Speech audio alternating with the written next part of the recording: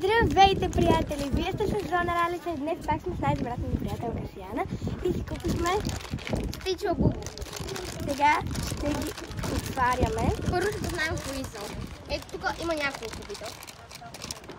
8. Аз мисля, че ще ми се падне е това. Е това. Синьото. Аз нямам абсолютно никаква представа. Напипвам го, че е право някой от тези долните. Да. Кое ще е?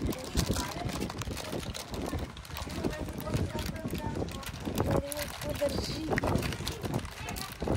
Може би, аз мисля, че ще ни падне е това. Както ви казах. Е това. Няма как. Това е. Добре. Ако искате да ползваме вече, да видим. 3, 2, 1.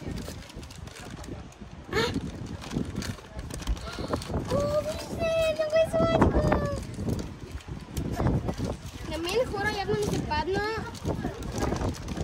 Първото ми се падна. Е това. На мен второто. Много са яко. Много са ниво на нас. Тип. Ето вижте.